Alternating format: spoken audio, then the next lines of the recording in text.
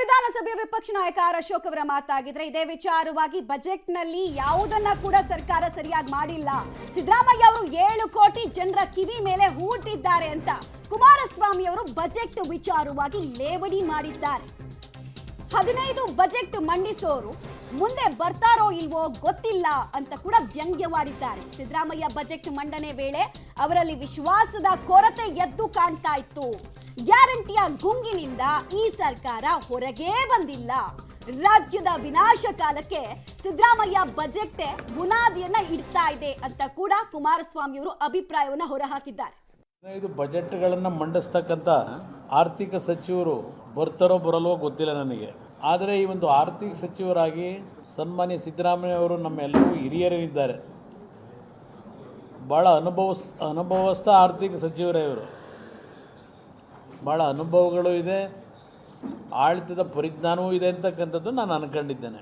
ಇವತ್ತಿನ ಈ ಒಂದು ಬಜೆಟನ್ನು ಮಂಡನೆ ಮಾಡಬೇಕಾದ್ರೆ ಅವರು ಓದಲಿಕ್ಕೆ ಪ್ರಾರಂಭ ಮಾಡಿದಂಥ ಕ್ಷಣದಲ್ಲೇ ನಾನು ಅರ್ಥಕೊಂಡಂಥದ್ದು,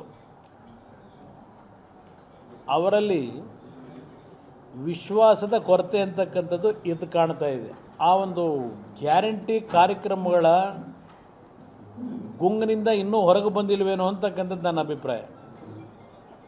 ಅವರು ಗ್ಯಾರಂಟಿಯ ಒಂದು ಕಾರ್ಯಕ್ರಮಗಳ ಬಗ್ಗೆನೇ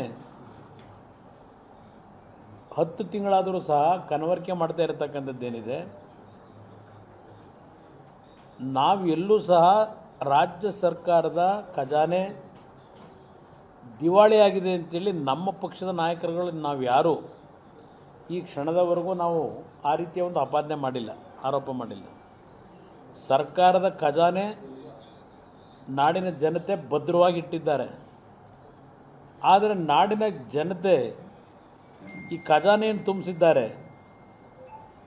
ಆಡಳಿತವನ್ನು ನಡೆಸ್ತಕ್ಕಂಥ ಒಂದು ತೀರ್ಮಾನ ಏನು ಕೊಟ್ಟರು ಕಳೆದ ವಿಧಾನಸಭೆ ಚುನಾವಣೆಯಲ್ಲಿ, ಆ ತೀರ್ಮಾನದಲ್ಲಿ ನಾವು ತಪ್ಪು ಮಾಡ್ಕೊಂಡಿದ್ದೇವೆ ಅಂತಕ್ಕಂಥದ್ದು ಬಹುಶಃ ಈ ಸರ್ಕಾರದ ನಡವಳಿಕೆಗಳು ಈ 10 ತಿಂಗಳಲ್ಲಿ ಮತ್ತು ಈ ಒಂದು ಬಜೆಟ್ ಏನಿದೆ ಇವತ್ತು, ಇದನ್ನು ನೋಡಿದಾಗ ಸಾಮಾನ್ಯ ಕನಿಷ್ಠ ತಿಳುವಳಿಕೆ ಇಲ್ಲದೆ ಇರತಕ್ಕಂಥ ನಾಡಿನ ಪ್ರಜೆಗಳು ನಾವೆಂಥ ತಪ್ಪು ಮಾಡಿದ್ದೇವಪ್ಪ ಅಂತಕ್ಕಂಥ ಒಂದು ಭಾವನೆ ಇವತ್ತು ಸಿದ್ದರಾಮಯ್ಯನವರ 15ನೇ ಈ ಒಂದು ಬಜೆಟ್ನ ಮಂಡನೆಯನ್ನು ಮಾಡಿದ್ದಾರೆ. ಇವತ್ತು ಆ ವಾತಾವರಣ ನಿರ್ಮಾಣ ಅವರೇ ಮಾಡ್ಕೊಂಡಿದ್ದಾರೆ.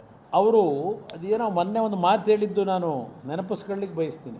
ಕೇಂದ್ರ ಸರ್ಕಾರ ಏನೋ ಅಮೃತ ಕಾಲ ಪ್ರಾರಂಭ ಆಗ್ತಿದೆ ಅಂತಕ್ಕಂಥದ್ದನ್ನು ಹೇಳಿದ್ದಕ್ಕೆ ಅದು ಅಮೃತ ಕಾಲ ಅಲ್ಲ, ವಿನಾಶ ಕಾಲ ಅಂತಕ್ಕಂಥದ್ದನ್ನು ಇವ್ರ ಬಾಯಿಂದ ಬಂತು.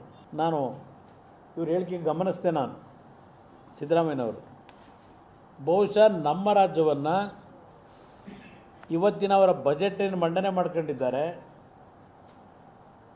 15 ಬಜೆಟನ್ನು ಮಂಡನೆ ಮಾಡ್ತಕ್ಕಂಥ ಅವಕಾಶ ಕಲ್ಪಿಸಿಕೊಟ್ಟಂಥ ಈ ನಾಡಿನ ಜನತೆಯ ವಿನಾಶ ಕಾಲಕ್ಕೆ ಬುನಾದಿಯನ್ನು ಹಾಕಿದ್ದೇನೆ ಅಂತಕ್ಕಂಥ ಸಂದೇಶ ಇವತ್ತು ಈ ಬಜೆಟ್ನಲ್ಲಿ ಕೊಟ್ಟಿದ್ದಾರೆ ಅಂತಕ್ಕಂಥದ್ದು ನನ್ನ ಅಭಿಪ್ರಾಯ. ವಿಧಾನಸಭೆಗೆ ಹೂ ಮುಡ್ಕೊಂಬಂದು ಕೂತಿದ್ದು ನೋಡಿದೆ. ಬಜೆಟಿನ ಟೈಮ್ನಲ್ಲಿ ಮಾಡಿದ್ರು, ಯಾವಾಗ ಮಾಡಿದ್ರು? ಅದು ಬಜೆಟಿನ ಸಂದರ್ಭದಲ್ಲಿ ಹೂ ಮುಡ್ಕೊಂಬಂದದ್ದೇನಿದೆ ಕಿವಿಗಳಿಗೆ, ಆ ಹೂವನ್ನು ಮಡಿಸ್ಕೊಂಬಂದಂಥ ಗುಂಗಿದೆಯಲ್ಲ, ಅವತ್ತು ಇವರೇನು ಹೂ ಮುಡ್ಕೊಂಬಂದರು, ಆ ಹೂವನ್ನು ತೆಗೆದು ಅವ್ರ ಕಿವಿಯಿಂದ ನಾಡಿನ 7 ಕೋಟಿ ಜನತೆಗೆ ಹೂವನ್ನು ಮುಡಿಸ್ಲಿಕ್ಕೆ ಹೊರಟಿದ್ದಾರೆ ಇವತ್ತಿನ ಬಜೆಟ್ನ ಮುಖಾಂತರ.